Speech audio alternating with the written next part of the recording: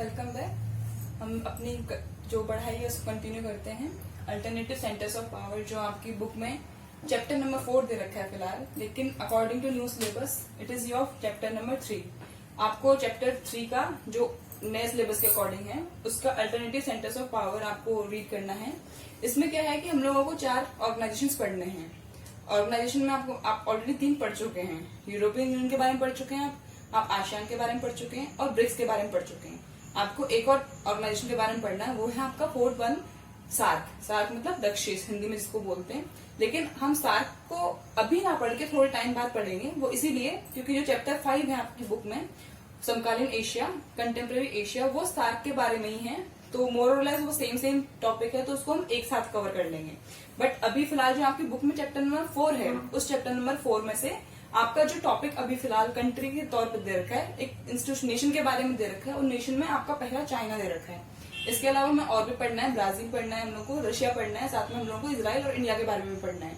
उनको हम धीरे धीरे करके आगे वाली वीडियो में पढ़ेंगे।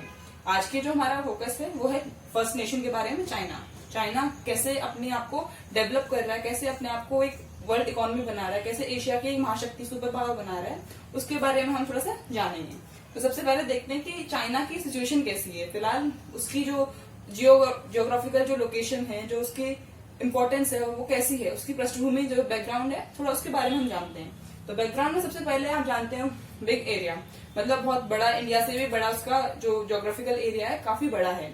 और ये आप भी जानते हैं कि उनका जो ज्योग्राफिकल एरिया जिसके पास ज्यादा बड़ा होता है, क्योंकि आप ज्योग्राफी के स्टूडेंट हैं तो आपको पता होना चाहिए कि ज्योग्राफी जिसके पास ज्यादा होगा उनके पास में हमेशा रिसोर्सेज ज्यादा होंगे। रिसोर्सेज अगर ज्यादा होंगे तो इसका मतलब क्या है कि उनके पास ज्यादा ऑप्शंस रहेंगे किसी भी चीज को आगे फर्दर करने के लिए। उसमें सबसे बड़ा है huge human resource. Human resource का आप जानते हैं पॉपुलेशन सबसे ज्यादा चाइना में ही है। तो चाइना की जो पॉपुलेशन है, जो वहाँ के लोग हैं, वो कहीं ना कहीं एक ह्यूमन रिसोर्स है, क्योंकि आप ऑलरेडी जानते हैं कि ह्यूमन जो है, मानव जो है वो एक संसाधन है। और जब मानव एक संसाधन है तो उसके द्वारा कहीं न कहीं बहुत सारे इकोनॉमिक एक्टिविटीज की जा सकती हैं।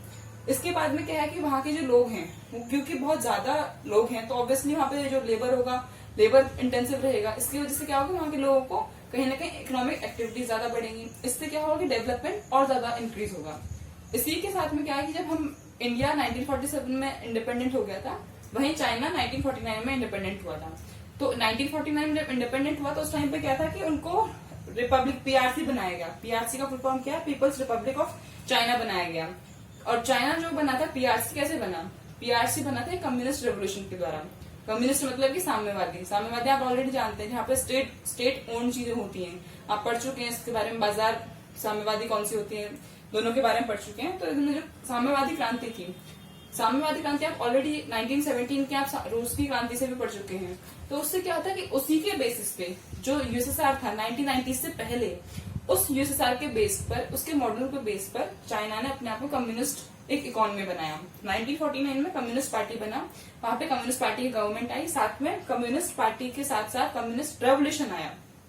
उसी के तौर पे क्या होगा, वहां का जो डेवलपमेंट एरिया था, डेवलपमेंट का जो प्लान थे, जो मॉडल था, उसको कहीं ना कहीं कम्युनिस्ट डेवलपमेंट उसको अपनाया गया। कम्युनिस्ट जो मॉडल था उसके अंदर आप ऑलरेडी चीज समझ चुके हैं, 11th क्लास में भी आपने पढ़ा था कि जो गवर्नमेंट होती है, जो स्टेट होता है वहां का, वो स्टेट ही सब चीजों को पॉसिबली सब कुछ वही करता है, सारे काम वही करता है। तो इसमें क्या था कि जो स्टेट ओन जो कंपनीज है, इंडस्ट्रीज हैं, उन सबको ज्यादा प्रमोट किया गया। जो इसमें आप देख सकते हैं सोवियत मॉडल पर सरकारी पूंजी से बड़े उद्योग लगाना था। हैवी जो इंडस्ट्रीज थी, हैवी इंडस्ट्रीज में लगाना था, इन्वेस्ट कौन करेगा, गवर्नमेंट करेगी, गवर्नमेंट की कैपिटल होगी, पूंजी जो होगी वो होगी सरकार की, और उसमें निवेश करके हम लोग उसका बड़े बड़े उद्योग बना के लोगों को रोजगार की अवसर देनी है। सेकंड है नागरिकों को शिक्षा और स्वास्थ्य सुविधा देना, क्योंकि हम जानते हैं कि अगर कम्युनिस्ट गवर्नमेंट है तो ऑब्वियसली उसमें सारे कुछ जो भी सुविधाएं हैं, जो बेनिफिट्स हैं, वो कहीं ना कहीं गवर्नमेंट फ्री ऑफ कॉस्ट देती है, क्योंकि वो गवर्नमेंट का एक ऑब्जेक्टिव है, गवर्नमेंट का पर्सपेक्टिव है कि हाँ वो गवर्नमेंट ही देगी सारा कुछ, उसमें पॉपुलेशन कुछ नहीं करेगी। ये 2 मेन चीज अपनाई गई। लेकिन क्या हुआ कि जब जैसे जैसे ग्रोथ रेट बढ़ रही थी, हर साल 5 से 6%, लगभग 5 से 8% के बीच में ग्रोथ रेट रही चाइना की। लेकिन क्या था कि पॉपुलेशन भी बहुत लगातार बढ़ रही थी, कम से कम 2 से 3% पर एनम जो थी, मतलब वार्षिक तौर पे पॉपुलेशन बढ़ रही। अगर पॉपुलेशन ज्यादा बढ़ती जाएगी तो क्या होगा कि जो उनका बेनिफिट है, बेनिफिट तो मिल ही नहीं पाएगा, भले ग्रोथ रेट कितनी भी हो, लेकिन ग्रोथ रेट के साथ साथ में हमारा पॉपुलेशन बढ़ रही है, तो हमारे जो रिसोर्सेज हैं उसकी कहीं ना कहीं लिमिटेशन हो रही है, और उससे जो बेनिफिट नहीं मिलेगा तो कहीं ना कहीं प्रॉब्लम्स आने शुरू हो जाएगी। फिर इस टाइम पे क्या था, 1970s तक जो चाइना था वो अपने आप को बहुत क्लोज्ड इकोनॉमी मानता था, क्योंकि इस्लामाबाद में तो क्लोज रहते हैं, ओपन मार्केट होता ही नहीं है। फिर चाइना ने कहा कि नहीं, हम लोग बहुत प्रॉब्लम में आ रहे हैं, क्योंकि पॉपुलेशन बहुत ज्यादा बढ़ रही थी, तो अनएम्प्लॉयमेंट बढ़ने लगी, लोगों को अपने काम से हटाया गया। फिर क्या हुआ कि बाद में उन्होंने कहा कि ठीक है, हम अपने आप को एकदम आइसोलेशन में नहीं रखेंगे, हम थोड़ा वर्ल्ड के साथ खुलेंगे, ओपन होंगे।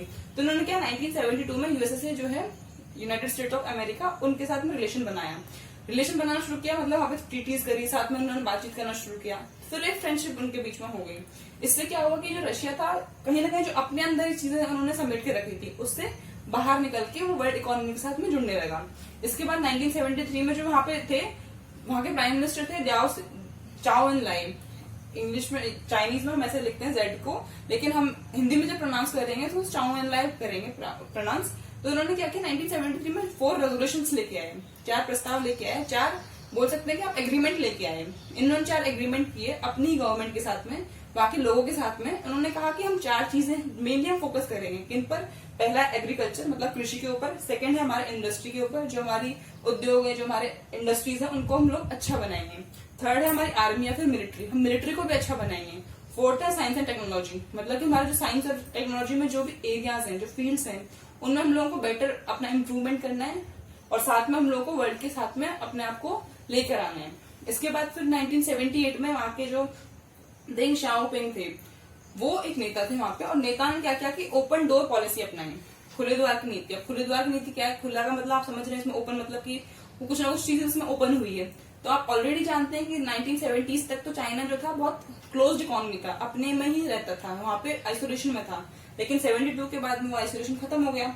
फिर 1978 आते आते क्या हुआ कि उन्होंने ओपन डोर कर दिया। उन्होंने कहा कि हम जैसा वर्ल्ड चल रहा है वैसे ही हम भी चलेंगे, हम वर्ल्ड के साथ में एक साथ हो जाएंगे, हम अकेले नहीं रहेंगे। हम चाहते हैं कि हम लोग अपने सारे जो भी हमारे रिसोर्सेस हैं, जो हमारी टेक्नोलॉजी है, उसको हम आगे बढ़ाएं।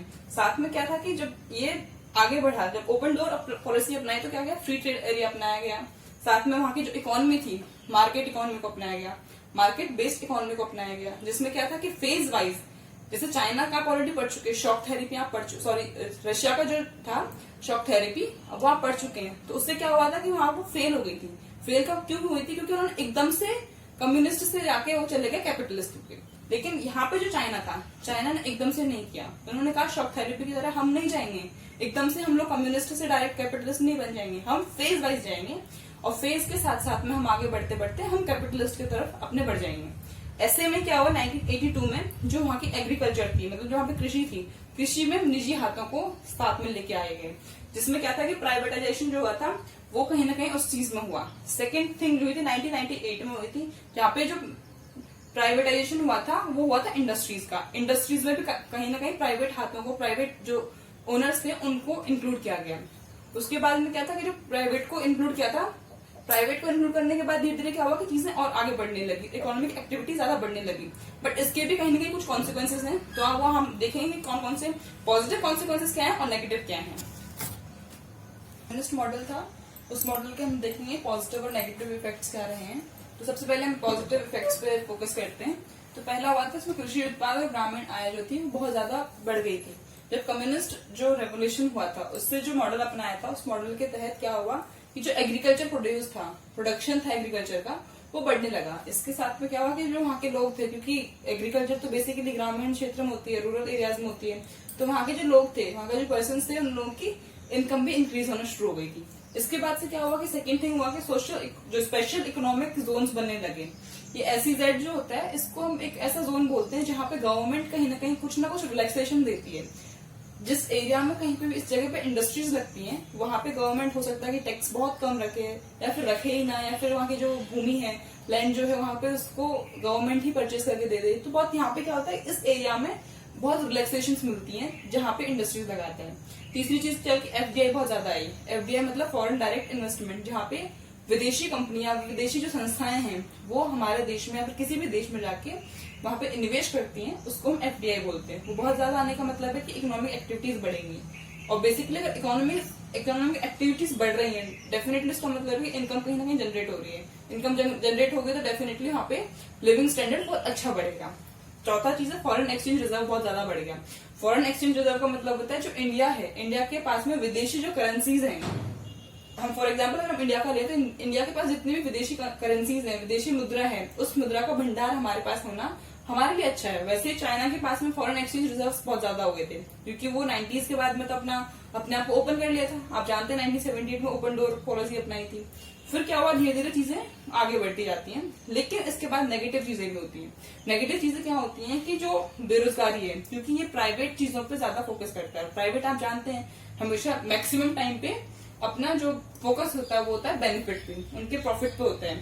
अब प्रॉफिट के हिसाब से देखेंगे तो क्या होगा कि जो इम्पोर्टेंट इंसान है, जो उसको स्किल है, उस स्किल वाले को तो रखे लेंगे। अगर जिनके पास स्किल नहीं होगा, क्योंकि एग्रीकल्चर उनको ऐसी स्किल की जरूरत होती नहीं है, तो वो लोग कहीं ना कहीं अनएम्प्लॉय होते जाएंगे, उनको बेरोजगारी बढ़ेगी। साथ में क्या हुआ कि इनमें डिफरेंस बढ़ने लग गया, जिनके पास में हैव्स एंड हैव्स नॉट में बढ़ गए, मतलब कि जिनके पास है और जिनके पास नहीं है, उनके पास वो एक इनकम गैप जो था वो बहुत ज्यादा बढ़ गया। इसके साथ में क्या होगा, वहां पे जितनी जब इंडस्ट्रीज लगेंगी, तो इंडस्ट्रीज लगने का क्या हुआ कि वहां पे जितनी भी प्रॉब्लम्स थी, पॉल्यूशन होने लगा, साथ में वहां पे जितनी साउंड पॉल्यूशन था, एयर पॉल्यूशन है, वाटर पॉल्यूशन है, इससे क्या हुआ कि जो एनवायरमेंट था, बाकी जो बायोडाइवर्सिटी थी, वो कहीं ना कहीं लॉस होती गई और उनको प्रॉब्लम होने लगी। इसके बाद में जो नेक्स्ट था नेगेटिव चीज, वहां पे कहीं ना कहीं करप्शन बहुत ज्यादा बढ़ गया। जब करप्शन बढ़ेगा तो क्या हुआ, प्रॉब्लम बहुत ज्यादा बढ़ जाएंगी। करप्शन बढ़ने का मतलब है कि डेफिनेटली वहां पे चीजें जिनको मिलनी चाहिए, जो मेन जिसको टारगेट है, जिसको बेनिफिट मिलना चाहिए, उसको ना मिल